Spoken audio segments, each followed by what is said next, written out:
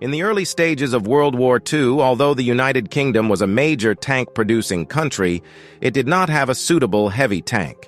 As frontline tank armor became thicker, the UK urgently needed a tank that could counter the heavy armor of the German tanks. Fortunately, the UK's development of the QF17 pounder gun was successful, and by 1941, it was foreseeable that the gun would be mass-produced and put into service. Therefore, it was imperative to develop a tank that could carry the 17-pounder gun. At first, the United States was also actively developing the heavy tank T-1, which both the British and American armies hoped would become the main armored force on the future battlefield. The UK proposed to use the QF17 pounder gun as the main gun for the T-1, but this was rejected by the United States. At that time, the United States lacked experience in tank design, and the T-1 tank was ultimately proven to be impractical and did not go into mass production.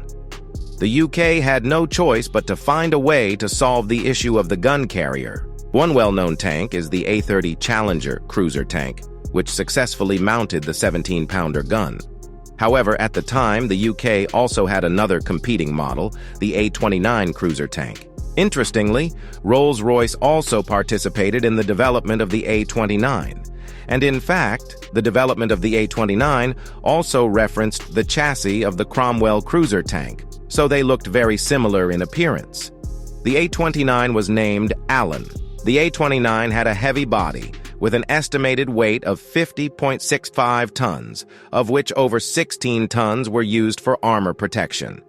The turret and front body armor were as thick as 127 mm, and the side armor included armor skirts outside the tracks, with a total thickness of 88.9 mm. Because of the presence of the skirt, it also had a good defense effect against armor-piercing shells. Driving such a steel monster naturally required a powerful engine. The A-29 used a 700-horsepower Rolls-Royce V-12 engine with a power output of 13.82 horsepower/ton. Because the tank was too heavy, the suspension system was redesigned to an independent double-track suspension with a track width of nearly 0.56 meters. The weapon equipment was, of course, the 17-pounder gun, with a turret similar in appearance to the A-30 Challenger, but larger in size.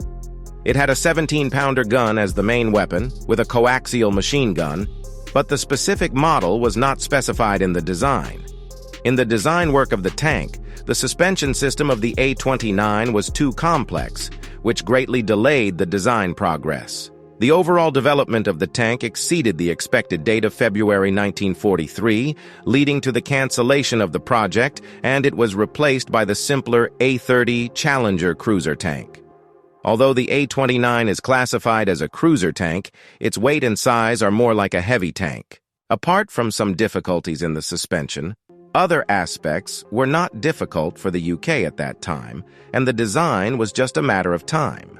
However, even if the A-29 could be finalized in 1943 or 1944, it would still be behind the tanks of the same period, as it had a weight approaching that of the Tiger heavy tank, but with a disproportionately smaller gun, which did not align with the development direction of tanks at the time. It was like carrying a small gun with a big vehicle.